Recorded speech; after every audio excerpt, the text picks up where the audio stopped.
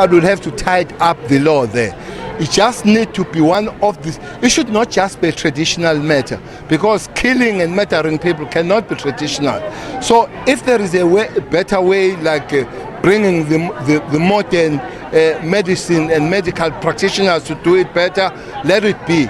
Otherwise, the people that do this thing, either legally or illegally, they'll have to help us to tighten the law and make sure that those people are not just, or the schools are not just closed, but the people are arrested and charged for murder, not any other thing. You can't allow women to carry these kids 9 months, and in 6 days you kill those young people, 23 years, 16, 18. It's really a serious, it's a national crisis. I don't care what you say about your tradition. It's a national crisis. As the South African police will have to do our work to prevent that kind of things happening. Gauteng's bogus initiation school was shut down at the Crown Mines in Johannesburg. Well, as I mentioned, another initiate was found dead at an illegal initiation school in Johannesburg. Now, the 23-year-old from Sebokeng was taken with his 3 other friends, promised a safe and legal process. The initiates were taken from Sebokeng in the Vaal on the 22nd of November to the Crown Mines. They were found a month later on the 24th of December. The 23-year-old was found dead at the mountain, and the 3 other initiates were taken to a place of safety. The initiator was arrested on abduction charges. On the line, we have Prince Manene from CONTRALESA Gauteng. Mr. Manene, very good morning. Thank you so much for joining us. How was this school discovered? Good morning. The school was discovered because it was only when the incident had happened, and then the school owner called at home back in Sebokeng to say the initiate has passed on. Then that's how we got to know that this has already happened. That means it is the second death in Gauteng. Do we know the identity of this initiate and perhaps the details of his next of kin? We went to his family in Sebokeng. Then we had a meeting with the family. Apparently, the initiate is not an orphan because he doesn't have parents. He only lives with the relatives. But on the day when we arrived there, it was only the neighbor who was assisting the girlfriend of the deceased. That's how we got. And the story that we were told by the girlfriend, it was that the deceased had informed the girlfriend about his intention to go to the initiation school. But the girlfriend did not allow him to go to the initiation school. But I guess in the area of Sebokeng, there is that peer pressure.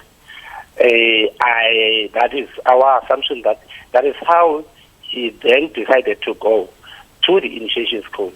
And the school owner also comes from the area of Sebokeng.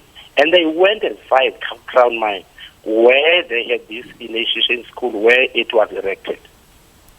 So who alerted the authorities of the death? Was the body just abandoned on the mountain? Did the owner of the school take responsibility? No, the owner of the school took the responsibility to inform the girlfriend, and the girlfriend informed the neighbor. The neighbor appeared to be a guardian to these two. Then that's how it got to be known. And then they went to the area, they informed the police. The police went on site, and they discovered that the initiative has already passed. And then on the spot, the school owner was arrested, and the other boys were taken to the place of safety. What would you attribute this problem to? Is it the issue of bogus or illegal initiation schools, or is it an issue of botched circumcisions that are not carried out properly? One, up front, how we wish as CONTRALESA that those who are already arrested by the law enforcers because of these illegal initiation schools, how we wish that they should rot in jail. they should not be given permission. They should not be given bail.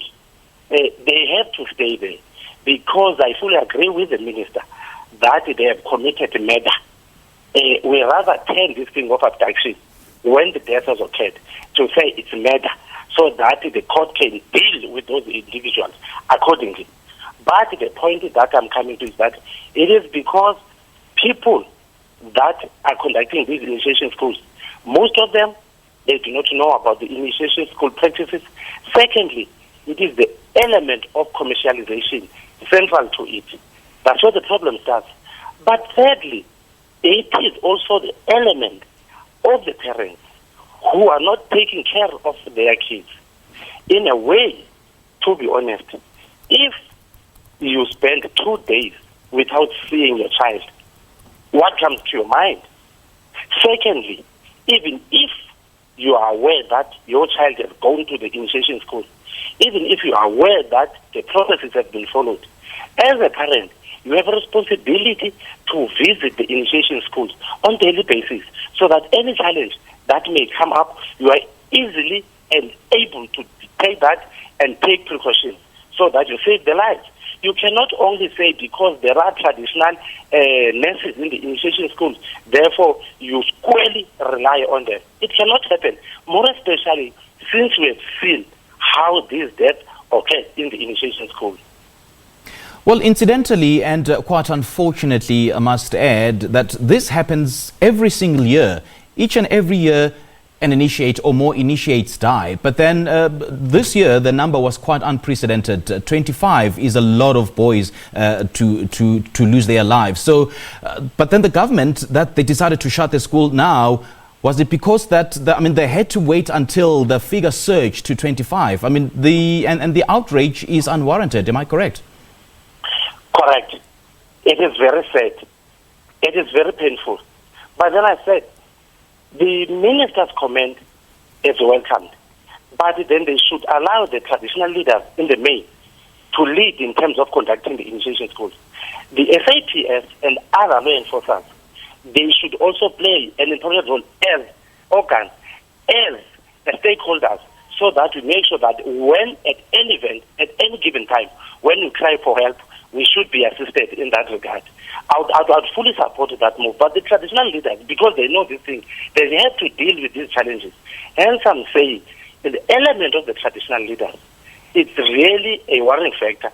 It's not all, I would repeat, that traditional leaders are negligent. But there are certain traditional leaders who are not taking their responsibility fully, because you cannot allow a situation in your own jurisdiction only to be informed or told that a death has happened at an initiation school within your jurisdiction. Where were you?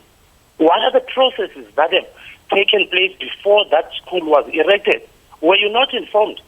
If you were informed, what role did you play to ensure that there is safety in that initiation school? For me, once you started to know that there is death, and you started to know that there was an initiation school that you did not know, clearly that's an element of negligence, that's an element of not caring. So we have to be taken to task as a traditional leader. I won't take the parents away, as I've alluded to that effect. They should play their role also, so that when the police come in, they come in with the assistance of the traditional leaders and the parents and the community at large. And then the issue of gender politics also comes into play. The fact that women involvement in the whole process has been frowned upon by the traditional authorities. So would CONTRALESA support and endorse the involvement of women in the entire process that will see to it that these initiates, have access to adequate health care and such basic necessities as water? The involvement of women in the process of initiation school, it has been there already. Let alone it will have some limitations. They know their role, where it starts at home. Remember, this practice doesn't start in the street, it starts at home, where parents will come together and plan and do preparations accordingly. So the women, they know their role. But then with these challenges, we have accepted that let's look at other options to save lives. A typical example, we once discussed this thing to say, let's have the medical doctors who have gone through this cultural practice to be involved, so that when this time comes, we allow traditional doctors, the doctors, medical doctors, and the traditional surgeons and traditional nurses who have been trained, so that they go to the initiation school more often, rather than to have the initiates, when the problem has occurred, being taken to the hospital. Remember, hospital is not meant for this practice. So therefore, we cannot fill up hospitals because the boys have experienced these challenges.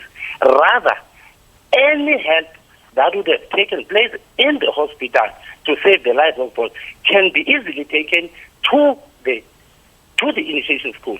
In other words, rather than taking these initiates to the hospital, take the hospital in the form of medical doctors who have gone through this cultural practice to the mountain, so that we save their lives. I think that's the best solution that we can put also in avoiding these unnecessary deaths. In that fashion, we would have saved lives, we would have maintained the culture as it is. Remember, if you take these boys in some areas to the initiation schools, there's this social stigma that they may not be recognized. They may be given names by their peers. So we avoid that, because parents at times, especially women, would not understand the pressure and the isolation of these boys should they be allowed to go to the hospital, because they cannot explain to their mothers that where I am now, I'm not feeling happy because of the stigma that was attached to me simply because I've gone to the hospital. Therefore, let's allow medical doctors who have gone through this cultural practice to go to the mountain and save their lives. Well, the CRL released a report into the deaths of these initiates, and it found that about 18% were not medically fit for the initiation process. So how can that determination be made that each an initiate, before they start that process, is medically fit for it? We have been saying this. We have been saying this quite for some time, to say there should be compliance. There should be some kind of requirements for any initiate before it goes to the initiation school. One, there should be a pre-medical screening, so that if this boy who is supposed to go to the initiation school may have some kind of a chronic condition, he should be allowed to carry his medication to the initiation school. So it is a mistake. It is not allowed in these days that would have boys who goes to the initiation school without any pre-medical screening. Because at the end, we will be blamed as the practitioners to say you are killing these kids because we have skipped one of the requirements. We want it should be, it's a must, that there should be a consent from the parents. There should be a certificate of a boy in terms of the age, so that we comply in terms of, for an example, in the Eastern Cape, it's 18 years and above. There should be a copy of an ID of this initiate to be. There should be this medical screening certificate, and there should be an approval from a traditional leader that in this area we are going to have such number of initiation schools with such number of initiates in an initiation school. So how can the deaths of initiate be cut? Come again, please. How can we cut the death of initiates? How do we reduce it? We'll reduce it through what I've just alluded to you. One, if the traditional leaders are taken into task to make sure that they know everything that happens to them in their jurisdiction, in that way we'll reduce them. If the compliance is followed in terms of pre-medical screening certificate, in terms of the consent of the parents, in terms of having a boy with his ID copy, in terms of training, retraining of traditional surgeons and traditional nurses. Remember, our organization, CONTRALESA, is not resourced very much. We are trying our best. Typical example in Gauteng, we have gone through a process of training and identifying some traditional surgeons, some traditional nurses, so that when this time comes, we are aware who to approach, and the community at large knows exactly who's right to be in charge of the children in the initiation schools. I should think that approach should be applicable in all provinces, so we save lives. For as long as we don't know in our areas who are the traditional surgeons, who are the traditional nurses, who have got an experience, so that we avoid this mushrooming of traditional surgeons and traditional nurses, that we did not test their experience. In that way, for as long as we've had that gap, we'll always experience these challenges. We have made an appeal to the President of CONTRALESA, to say, let's have a meeting in January with these two departments, health and COGTA, so that we look around the issue of funding that can be given to CONTRALESA, so CONTRALESA can run the programs right throughout the year. The issues of community dialogues, the issues of training of surgeons and traditional leaders, then it's a process that should not be stopped. And we can only revive that and go back to it when the season has come, or it's just a step away. Then we can start thinking about these things. For as long as we leave that gap during the year of not engaging the communities, of not engaging the parents, because we also need to talk to the parents. There are some parents who are negligent. Once the kid is in the initiation school, we'll then say we'll see him when he comes back. So we need to talk to them so that they know their rights, they know their rules. Well, there's been concerns, particularly from the traditional camps at different parts of the country and different provinces, that introduction of medical facilities or any healthcare facilities at these initiation camps or initiation schools will actually modernize the whole process, thus interfering with the basic or the core tenet of the initiation process. Well, outrageous though it may sound, but I think it's equally important that these traditional leaders should also be taken to task and being educated about the role that they should play insofar as ensuring that they carry out safe and secure initiations. I think there is no problem with that. There is no problem with that in Piwe, because as I've said, culture is not static, but we should not lose the essence of what we were doing, our forebears were doing. By saying, let's have these trained Western medical doctors involved, because we'll identify those who have gone through the cultural practice. I agree fully that even the traditional leaders themselves, we need to have workshops around that so that they understand what they are doing, so that they cannot clash or they cannot act contrary to the laws that govern this process, so that everybody knows what is it that I am doing, so that at the end of the day, we are not found against the law. All right, Mr. Manene, thank you so much for your time. Much appreciated. That was CONTRALESA spokesperson Prince Manene speaking to us live on the line. This is The Agenda on SABC.